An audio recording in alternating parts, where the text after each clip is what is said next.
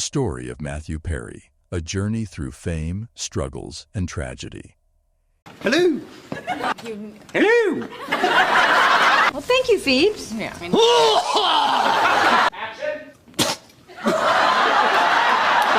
He was the man who made us laugh for years, but behind the scenes, Matthew Perry was battling demons that few knew about. Matthew Perry was born on August 19, 1969, in Williamstown, Massachusetts. From an early age, it was clear that he was destined for something big. Cats do like fish. Growing up in Canada, Matthew was a talented tennis player, ranked among the top junior players in the country. But while tennis could have been his future, Matthew had other dreams, dreams of Hollywood, where he could show off his natural comedic talent. Can't believe Emma's still asleep. I know. What are we going to do? At 15, he moved to Los Angeles to live with his father, actor John Bennett Perry. It didn't take long for Matthew to start his journey into acting. He landed small roles in TV shows and movies, but in 1994, his life changed forever. That year, Matthew Perry was cast as Chandler Bing on a new NBC sitcom called Friends. No one could have predicted how big the show would become. Friends quickly turned into a cultural phenomenon, with millions of viewers watching the lives of 6 friends in New York City. What? You got it. Chandler Bing, with his quick wit and lovable awkwardness, became a fan favorite, and Matthew Perry was thrust into the spotlight. But with the success of Friends came immense pressure. Behind the scenes, Matthew was struggling. The demands of fame, the pressure to be funny, and the intense filming schedule took a toll on him.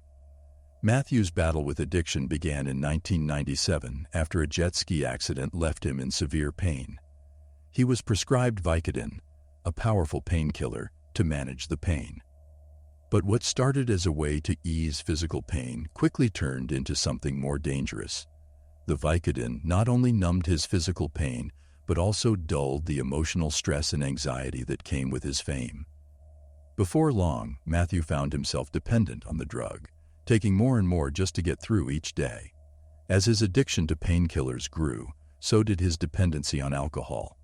He was hanging out with me yesterday, and he turned to me and he said, "You're half Scottish, right?" No, there is no way to not be right. What began as a way to unwind soon spiraled into a full-blown addiction. At the height of his fame, while millions were laughing at Chandler Bing's jokes, Matthew was privately battling a crippling dependency on Vicodin and other substances. Why is your family Scottish? Why is your family Ross? His weight fluctuated during different seasons of Friends, reflecting his inner struggle. He later admitted that there were entire seasons of the show that he couldn't remember filming because of his substance abuse. Despite his struggles, Matthew Perry kept working. He starred in movies like Fools Rush In and The Whole 9 Yards, and he even tried producing. But no matter how hard he tried, his addictions kept pulling him back. All I want is my freedom. By the early 2000s, Matthew Perry's addiction was no longer a secret. The media reported on his stints in rehab, and fans noticed the physical changes in the actor they loved. But what many didn't see was the incredible effort Matthew was making to get better. He was fighting not just for his career, but for his life. What have you done? What have you done to my audience? Look at this. Hi. Adios, arrivederci, au revoir. Take 1, 5 cameras. Come. Okay, should we get some coffee? Sure. Where?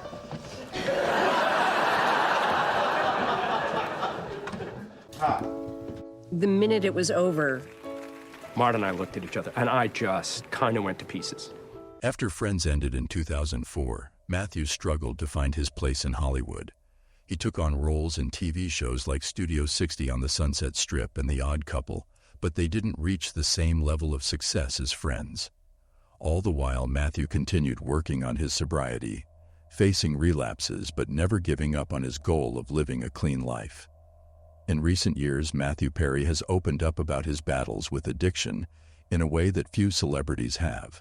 I'm a drug addict. I'm a person that if I have a drink, I can't stop. And so it would be following your ideology that I'm choosing to do that. He became an advocate for recovery, using his experiences to help others who were struggling. In interviews, he spoke openly about his darkest moments, his regrets, and his journey to sobriety. 6,000 AA meetings, therapy 30 years, 15 rehabs, maybe at least. Half of your life in treatment or in sober living houses? For some reason, it's obviously because I was on Friends, more people will listen to me. So I've got to take advantage of that. I've got to help as many people as I can. One of the most inspiring aspects of Matthew Perry's story is his dedication to helping others. I say in the book that if I did die, it would shock people, but it wouldn't surprise anybody. And, you know, through the years, so many people have helped me, and that's made me able to help others.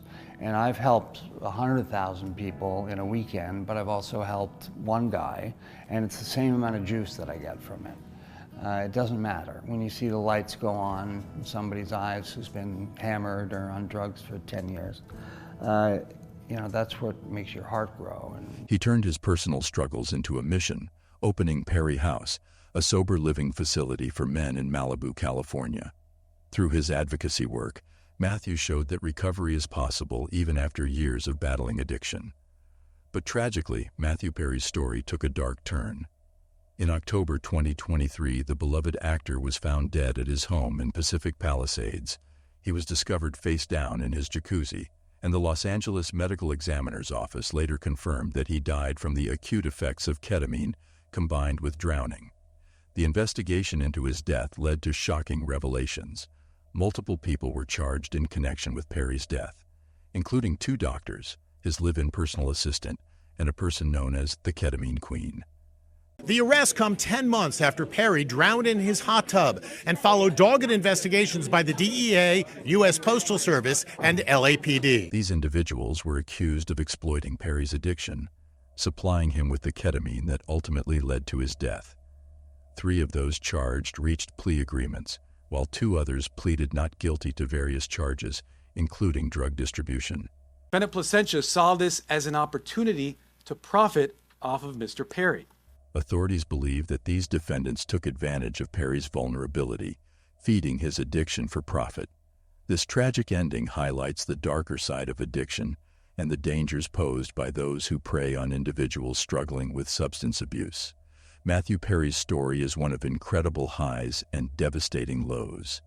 He was a man who, at the peak of his career, had the world at his feet, but behind closed doors, he was fighting a disease that threatened to take it all away. Yet through it all, Matthew showed resilience, vulnerability, and a commitment to helping others. As we look back on his career, we see more than just Chandler Bing and the laughs he brought into our lives. We see a man who faced unimaginable challenges and came out stronger. Matthew Perry's journey is a testament to the human spirit's ability to endure, to fight, and to find hope, even in the darkest times. In the end, this has been really great, you know? Matthew Perry's story isn't just about the rise and fall of a Hollywood star. It's about the power of redemption, the importance of asking for help, and the strength it takes to keep going, no matter how many times you fall.